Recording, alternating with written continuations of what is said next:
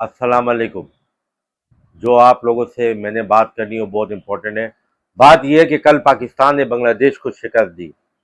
क्या ये शिकस्त शिकस्त है, ये जीत जीत है। श्रीलंका के बाद ये दूसरा मैच है जो पाकिस्तान ने बहुत मुश्किल से जीता है। देखिए, बांग्लादेश ने कल पाकिस्तान की बनिस्बत अगर दोनों टीमों का मवाजना किया जाए ना, तो दोनों ने इस चीज में मुकाबला था कौन बुरी क्रिकेट खेलेगा। तो बांग्लादेश ने ज्यादा बुरी क्रिकेट खेली बैटिंग में, और पाकिस्तान ने थोड़ी बहुत कम खेली, लेकिन उसके पीछे अवामिल है। बांग्लादेश, देखिए मैं आपको कहता हूं, कुछ मैचेस में कैचेस होते हैं जो कि इतना कॉस्ट नहीं करते, लेकिन कुछ मैचेस में वो कैचेस कॉस्ट कर जाते हैं। इसका नवाज का कैच उसने छोड़ा, उसने 25 रन कर दिए, मेरा ख्याल है 0 पे छूटा है। शाहीन अफरीदी का कैच छोड़ा, 1 रन था, ये 2 रन थे, उससे 19 कर दिए। तो ये बड़े जो है ना, बहुत बड़े क्रूशल मौके थे। इसके अलावा अगर बांग्लादेश कल सिर्फ शुरू की 6 ओवरों में शाहीन आफरीदी, हारिस रऊफ का जो स्पेल था, उसमें अगर वो बॉल टू बॉल भी जाते और लोग 30 रन भी बना लेते, सपोज करें 30 रन भी बना देते और उनकी कोई विकेट नहीं गिरती, तो उनको 106 रन चाहिए थे 14 ओवरों में। यदि 84 पॉसिबल बॉलों में उनको 106 रन चाहिए थे, तो एवरेज 7 समथिंग होती। उसके बाद अबरार, साइम, नवाज, इनमें इतनी एबिलिटी नहीं थी कि ये 6-7 की। लेकिन प्रॉब्लम ये है कि बांग्लादेश ने कल ये जो इंटेंट है ना, ये इंटेंट को कुछ मुल्कों की क्रिकेट को रास नहीं आ रहा और उनको पीछे ले गया है। वो कन्वेंशनल क्रिकेट से हट गए। बड़े मुल्कों की कुछ टीमें इसलिए सर्वाइव कर गई कि उनका डोमेस्टिक क्रिकेट का इंफ्रास्ट्रक्चर इतना अच्छा है कि जिसकी वजह से वो टॉप पोजीशन में आ रही है। ये एग्जांपल बहुत खास है, लेकिन उससे पहले मैं आपको कल के मैच की छोटी सी स्टैट जो खुद मैंने निकाले हैं, मैं आपको बताना चाह रहा हूं। पाकिस्तान के टॉप के प्लेयर फखर, फरहान, साइम, आगा 4, हारिस 5, हुसैन तलत, इन 6 बैट्समैनों ने, जो मुस्तनद बैट्समैन हैं, 80 बॉलों में 70 रन बनाए। कितने? 80 बॉलों में 70 रन। और उसके बाद शाहीन, फहीम, नवाज, अबरार, हारिस रऊफ मिल मिला के इन्होंने 40 बॉलों में रन बनाए हैं 61। यानी कि जो और 4 एक्स्ट्रा हुए 135। जो प्रॉपर बैट्समैन है ना, प्रॉपर बैट्समैन, वो 100 की स्ट्राइक रेट से भी नहीं खेले, उन्होंने 90 की स्ट्राइक रेट से रन बनाए। प्रॉपर बैट्समैन छह ने। और जो नीचे टैलेंडर है, ऑलराउंडर भी नहीं है उनमें, भाई सो कोल्ड ऑलराउंडर है फहीम अशरफ नवाज, वो सो कोल्ड ऑलराउंडर है। फहीम अशरफ की बॉलिंग नहीं है, नवाज की भी बॉलिंग, बैटिंग उस तरह की नहीं है, मतलब चल जाता है। शाहीन आफरीदी बस चल गया तो इस तरह का ऑलराउंडर है। उन्होंने फिर भी 61 रन किए हैं 40 बॉलों में, आप अंदाजा लगाएं। तो भाई, अगर तुम 70 बॉलों में 90 करते, यानी रोटेशन ऑफ स्ट्राइक करते, तो तुम्हारा स्कोर 155 हो जाता। ये फर्क होता है जो मैं आकिब जावेद, उस बेगैरत तरीन शख्स को समझाना चाह रहा हूं। लेकिन मेरी वीडियो, क्योंकि मेरा चैनल मोनेटाइज नहीं है, तो मैं डायरेक्ट वीडियोस को भेज नहीं सकता हूं। मैं हैशटैग लगाता हूं, उसमें पता नहीं जाती है, या मतलब आप उस तक, ये पीसीबी के साइड तक ये वीडियो पहुंचाए और मेरे चैनल को सब्सक्राइब करें। मेरे चैनल्स को इतना सब्सक्राइब करें, व्यूज करें कि मोनेटाइज हो, ताकि ये बड़े बड़े दिग्गजों को मैं गैरबाज से पकड़ के इनसे मैं मुकाबला करूं। मैं फैक्ट पे बात करता हूं, मैं ये रिवायती खुलासा नहीं करता इंडिया से यूं होगा, इंडिया से जज्बा होगा। No and never. वो एक अलग चीज है, इंडिया से जब होगा उस पर जब बात करेंगे, जब करीब आएंगे। मेरा पॉइंट ये है कि ये आपकी टीम का हाल है। और उसके साथ साथ मैं आपको बात बता दूं, इंटेंट वाली, यस, जब से T20 ड्रॉप की, श्रीलंका ने भी अपनी लंका प्रीमियर लीग कराई, वो फिर भी थोड़ा बहुत कन्वेंशनल क्रिकेट खेलते हैं, इसीलिए उनकी टीम कहां बैठी हुई। बांग्लादेश वही इंटेंट, मारो मारो मारो, कहां बैठे हुए। पाकिस्तान का हाल आपके सामने। वेस्ट इंडीज टेस्ट ओडीआई की बेहतरीन टीम हुआ करती थी, उसने अपने आप को कहां पहुंचा दिया। एसोसिएट टीमें अफगानिस्तान, बांग्लादेश, पाकिस्तान, श्रीलंका, वेस्ट इंडीज, ये एसोसिएट कैटेगरी में आ गई है। दूसरी तरफ south Africa, England, Australia, India, New Zealand ये ऊपर आई हुई है। ये फर्क है, ये फर्क है क्रिकेट का। ये पोलराइज होगी ये क्रिकेट। ऊपर आईसीसी का किरदार दोहरा म्यार इंडिया को फुली सपोर्ट कर रहा है, ठीक है ना। कोई लॉ नहीं है, कोई कानून नहीं है, एक आईसीसी कंट्रोवर्शियल, ऊपर से इंडिया की हुक्मरानी, तीसरा जो ये क्रिकेट टीम है, इनके मुल्कों में सियासत, सियासी मुदाखलत, ये क्रिकेट की खूबसूरती दिन ब दिन कम होती जा रही है। दुबई नेशनल स्टेडियम, मैं आपको चैलेंज करता हूं, फाइनल में भी ऊपर के टीयर खाली होंगे। वो जैम पैक नहीं गया, मैंने आपको बोला था जैम पैक नहीं जाएगा। यही 2021 के वर्ल्ड कप में देखो, पांव रखने की जगह नहीं थी दुबई में। क्यों? एक तो सुपरस्टार थे, अब वो सुपरस्टार ना पाकिस्तान में है ना इंडिया में है। जीत के अलावा आइकॉन को देखने आते हैं। यही हुआ था एशिया कप में भी, यही हाल था। चलो वो तो आप बोलोगे वर्ल्ड कप है, एशिया कप में भी यही था। उसके बाद चैंपियंस ट्रॉफी जो अभी रिसेंटली है उसमें भी क्राउड फुल था।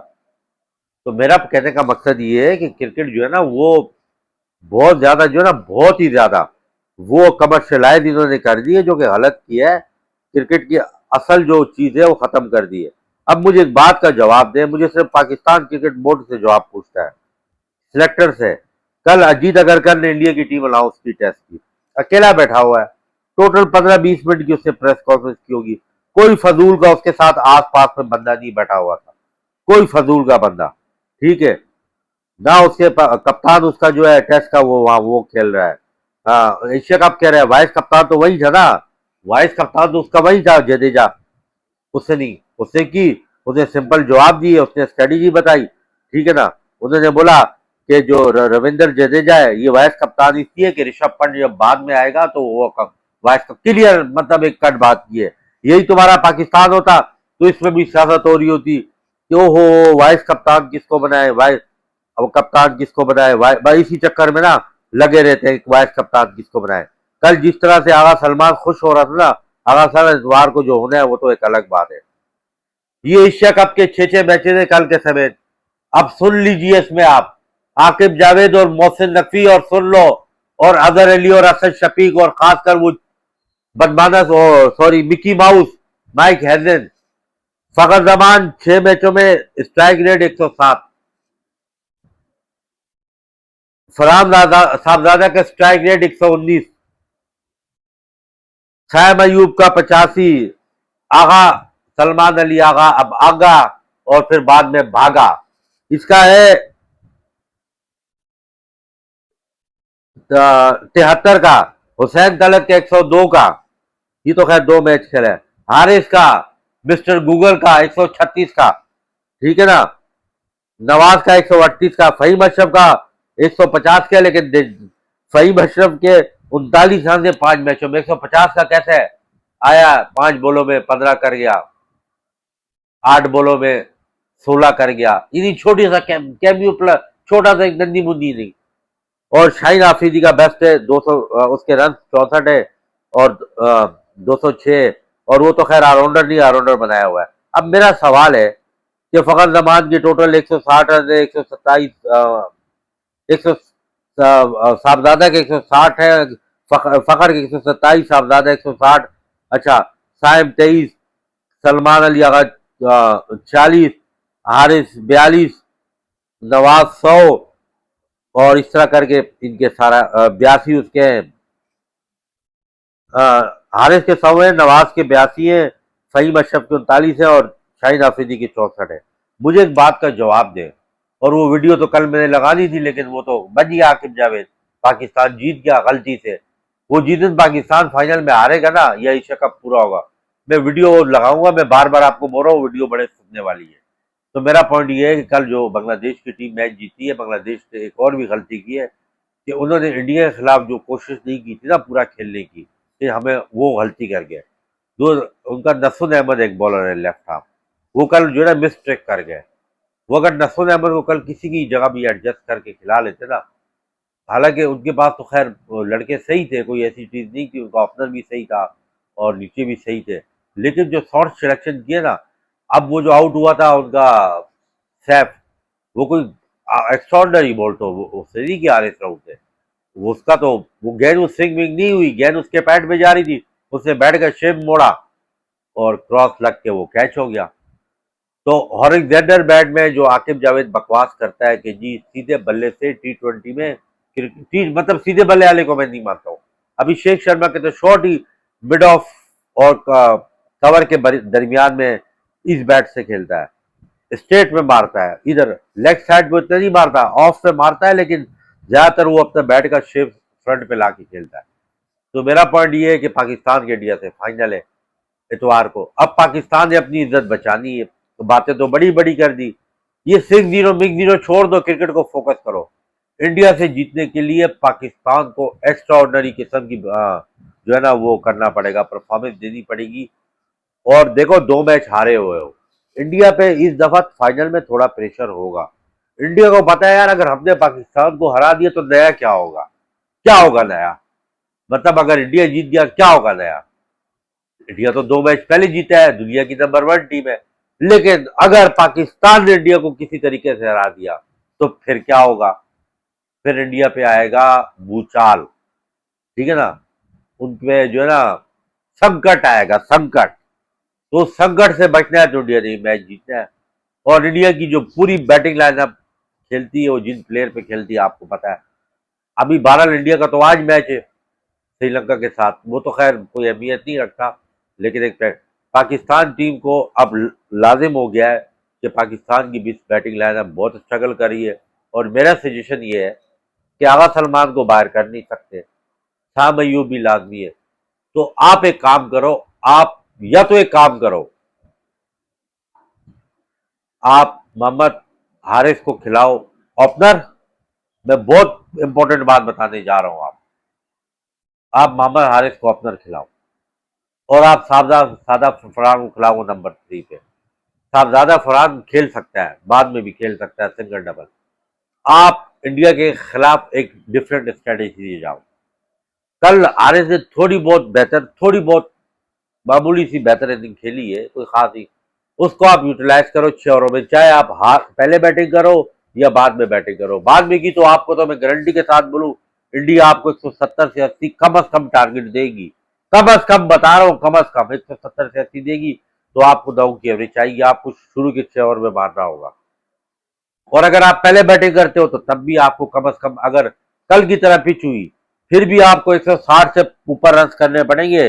कल जैसी पिच भी हुई, अगर फ्लैट पिच हुई, बाटा पिच हुई, तो आपको 180 से 90। तो आप हारिस को साथ ऑप्शन जाओ, आप साहब अयूब को नंबर 4 पे करो, फरहान साहबजादा को नंबर 3 पे करो, नंबर 5 पे आप, मैं अभी आपको सजेशन दे रहा हूं, हालांकि मैं पहले बोल रहा था हुसैन तलत को खिलाओ, लेकिन अभी जब इंडिया के साथ आपका मैच है, मैंने देख लिया नीचे आपका हिटिंग करने वाला नहीं है, आप डिपेंडेड हो शाहीन आफरीदी पे, नवाज पे और फहीम अशरफ पे।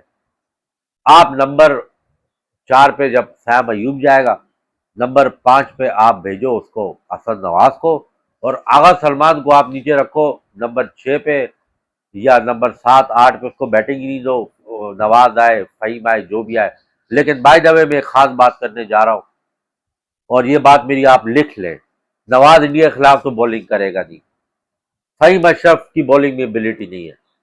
पाकिस्तान की बहुत मजबूत बैटिंग लाइन है ऑन पेपर। मैं पाकिस्तान टीम को एक मशवरा देता हूं, अगर आप हारिस के साथ नहीं ओपनर जा रहे तो फिर हारिस को जो है आप करो 1 डाउन, और साई यूं को करो आप चौथे पे।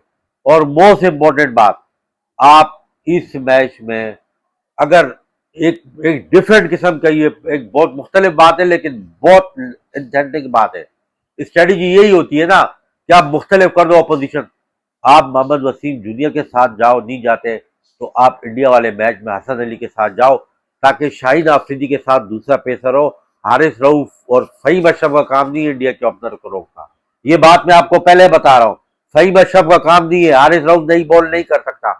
आप जेन्युइन फास्ट बॉलर को डालो, एक बैट्समैन से कुछ नहीं होता। फहीम अशरफ 8-10-12 रन भी करता है ना नीचे, वो तुम्हारे को ये भी करके देंगे। आप अगले मैच में फ्रेश फास्ट बॉलर के साथ जाओ, और हसन अली के पास ये क्वालिटी है कि स्लोअर रन भी कराता है, लेग बॉल भी मारता है, और एक नया बॉलर होगा तो शायद आपको ब्रेक थ्रू दिया कि मोहम्मद वसीम भी बेस्ट है। लेकिन अगर आप चाहते हो आप ये चेंजिंग लाजमी करो।